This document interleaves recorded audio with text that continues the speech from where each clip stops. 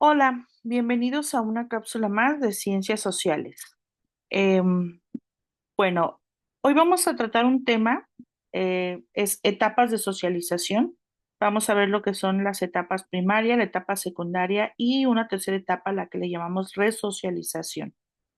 La socialización, bueno, pues es un proceso mediante el cual el individuo está destinado a aprender normas, valores, roles sociales y algunos patrones culturales que le van a permitir integrarse a una sociedad.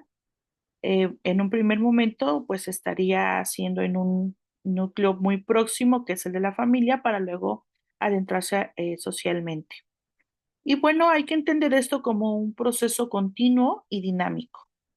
Eh, este proceso de socialización es lo que va a construir a lo largo de toda su vida. Entonces, el objetivo de exponer y explicar este tema es que podamos destacar la importancia, las características y los ejemplos que cada uno de estas tiene.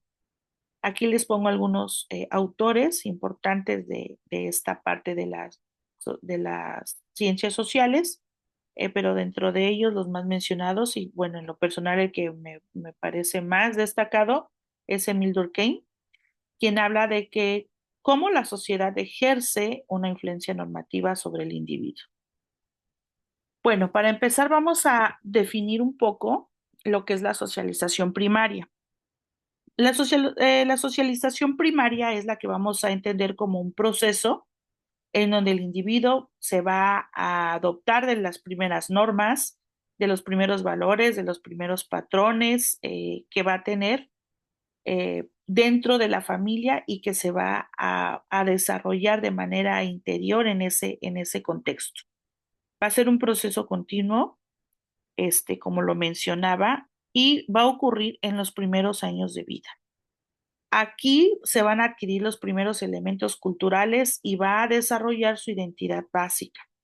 Generalmente la infancia es quien va a marcar esta estructura del individuo y va a estar siempre muy, muy ligada a los entornos más íntimos y afectivos. El impacto de esta interacción, desde luego que va a tener que ser en la identidad que vaya construyendo el individuo en estos primeros años. Y bueno, eh, digamos que aquí es en donde vamos a identificar agentes principales. A diferencia de la socialización secundaria, que hay muchos agentes, aquí hay agentes principales. Sería la familia, los cuidadores, si es que tiene, si lo cuida mamá, si lo cuida papá, si asiste a una guardería, si lo cuida la abuela, el abuelo, y el entorno doméstico. ¿Cómo es el entorno de un infante eh, para que de alguna manera él pueda desenvolverse? ¿Qué tanto influye en esta construcción de la identidad? Bueno, hablamos de que es una etapa decisiva porque se van a establecer las bases de de esa personalidad y tiene que ver con esos valores y esas normas que van a empezar a ver desde los primeros años. Lo más importante en este tema es como recalcar, digamos que lo que el individuo aprenda o lo que establezca en su personalidad en este momento de la infancia, esta experiencia temprana la va a mostrar en su comportamiento social futuro. Por eso es que esta percepción del mundo, la autoestima y la interacción social que empieza a tener en el núcleo familiar es sumamente importante, porque aquí es en donde se van a sentar las bases de cómo esa carga emocional significativa que va a tener es lo que va a determinar su comportamiento social futuro. Entonces es por eso que esta etapa es como de las más relevantes. Bueno, es la más relevante. Aquí lo marco. En un ejemplo, si un niño aprende a decir gracias y por favor, va a ir interiorizando esas normas de cortesía que más adelante va a asumir como algo natural. A diferencia de un niño que no interioriza esas palabras de agradecimiento, y para él va a ser sumamente complejo que tenga este comportamiento en futuros eventos, principalmente cuando empieza la vida social, que es cuando se va a otros contextos fuera de la familia. Y el primero va a ser la escuela. Y bueno, vamos a pasar a la socialización secundaria.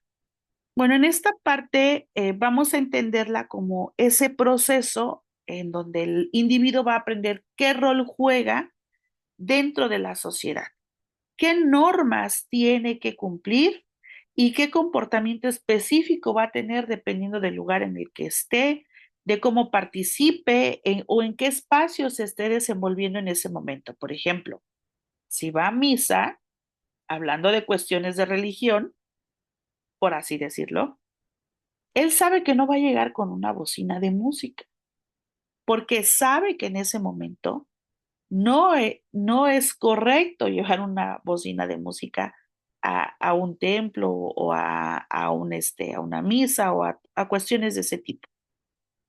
Y precisamente el individuo va a empezar a entender qué roles va a jugar dentro de estos distintos espacios sociales en donde van a ser más amplios.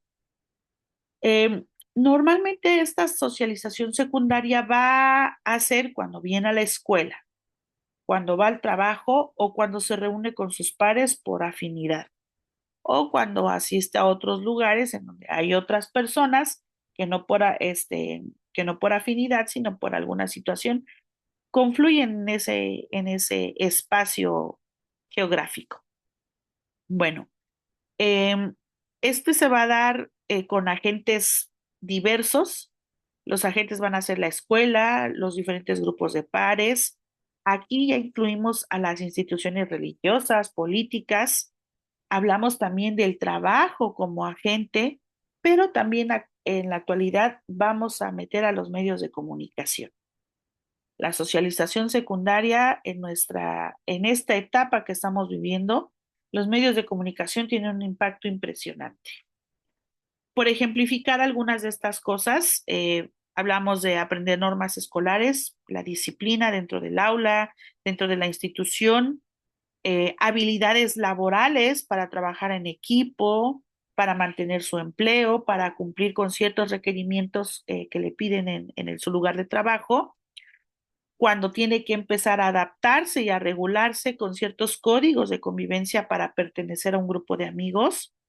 Y cuando él empieza a interiorizar todos estos valores de la participación social, democrática, es cuando él adquiere competencias específicas para desempeñarse en estos ámbitos sociales. Y entonces su identidad se empieza a complejizar y se va a tener que adaptar a esos diferentes roles que va a vivir. Esto va a favorecer, desde luego, la estructura de la sociedad moderna, pero eh, hasta cierto grado, digamos que eh, lo esencial es cómo conformó su identidad en la etapa primaria. Y bueno, luego viene la resocialización. Esta la vamos a entender como el proceso mediante el cual el individuo desaprende normas o comportamientos previos y adquiere nuevos patrones culturales. Esto va a ser para adaptarse a los distintos escenarios y a los que él se vaya integrando. Y desde luego estos cambios van a ser significativos. ¿Cuándo ocurre? Cuando el individuo precisamente tiene que desaprender estas normas para incorporar nuevas. ¿Cómo se caracterizan estos cambios? Bueno, cuando hay una sustitución parcial o total de algún valor, cuando hay un cambio de identidad o de rol, cuando, bueno, tiene que cambiar de espacio o de una institución totalmente, puede ser un cambio laboral, puede ser un cambio de ideología política o religiosa, y esto incluso puede implicar una ruptura con el pasado. Entonces, esto le puede a lo mejor determinar que todo aquello que aprendió desde el núcleo familiar, desde la escuela inicial, aquí después de la adolescencia tendrá que ver si rompe con esa parte y tiene que reinventar este comportamiento o estas normas que debe de cumplir o estos roles, o si los mantiene. Y entonces viene la relevancia de la resocialización, porque aquí va a implicar la transformación profunda e individual. Esta puede ser voluntaria o impuesta, pero precisamente es un proceso que va a demostrar que la identidad social es dinámica y que vamos a estar sujetos a esos cambios porque pertenecemos a una sociedad. La resocialización, digamos que es entonces esa muestra de la identidad nacional para nada estática, sino dinámica y susceptible a la transformación. Y puede ser, como les mencionaba aquí en la diapositiva, un cambio de religión, eh, casarse con alguien y adquirir una nueva cultura, también es un cambio, para el ser muy complejo. Y bueno, estos procesos precisamente responden a un contexto de globalización, de la constante movilidad social que hay y a los cambios culturales tan drásticos que estamos viviendo. Entonces, esta es la relevancia de la resocialización, todo aquello que tenemos que entrar y cambiar. Bueno, vamos a revisar estos puntos clave. Para mí, lo primero es la etapa primaria, ¿cuándo ocurre? Etapa infancia, mientras que la secundaria, la etapa va a ser la juventud y la adultez. En la etapa primaria, el agente principal va a ser indiscutiblemente la familia, los cuidadores primarios. Y dentro de la secundaria van a ser la escuela, el trabajo, los pares. Bueno, ¿qué es lo primordial en la etapa primaria? La construcción de la identidad básica. Mientras que en la etapa secundaria hablamos del aprendizaje de roles específicos de acuerdo con los grupos a los que pertenezcamos. Lo clave aquí es que la socialización es un proceso continuo que va a combinar precisamente esos conocimientos de la etapa primaria para adaptarlos socialmente en la etapa secundaria o bien transformarlos a través de la resocialización. Cuando hablamos de un cambio radical de normas para sustituirlas por otras nuevas. Y esto habla de una sustitución de identidad. Es una transformación profunda del individuo. Bueno, en síntesis, las etapas de socialización van a ser una evidencia clara de que el proceso de integración en una sociedad es dinámico y permanente. Esto va a ser con cada toma de decisión, con cada grupo nuevo, con cada amigo nuevo, con cada pensamiento nuevo, con cada preparación profesional nueva, vamos a tener estos cambios. Y la socialización precisamente es lo que va a dar esa reconstrucción de la identidad, quizá profunda, quizá no, pero en conjunto tienen que reflejar esa interacción constante entre el individuo y la sociedad. Y entonces aquí es en donde comprendemos que las etapas son esenciales para analizar los fenómenos de la educación, la movilidad social, la migración y el cambio cultural. Entonces, parte de las ciencias sociales se van a enfocar en esta clasificación de etapas para poder comprender todo lo que está cambiando a pasos agigantados en nuestra sociedad. Bueno, para cerrar nuestra cápsula, vamos a realizar nuestro repaso. La primera pregunta sería, ¿cuál es la característica que distingue a la socialización primaria de la secundaria? La respuesta correcta aquí es muy simple. La socialización primaria es la base identitaria y la secundaria habla de roles específicos. Por lo tanto, la respuesta correcta es B. La primaria establece la identidad de todo individuo. Dos, la resocialización, ¿qué implica? Bueno, pues una sustitución o una modificación sustancial de esquemas normativos anteriores o primarios. Por lo tanto, la respuesta correcta va a ser B, transformación profunda de normas y de identidad. Pregunta número 3. ¿Qué institución es central en la socialización secundaria? Acuérdense que en la socialización secundaria se desarrollan instituciones formales como la escuela, el ámbito laboral y con los pares. La respuesta correcta es C, la escuela y el trabajo. 4. Según Berger y Luckman, la realidad social, ¿qué es la realidad social? Bueno, los autores nos dicen que está construida e interiorizada. Se construye socialmente y luego se interioriza.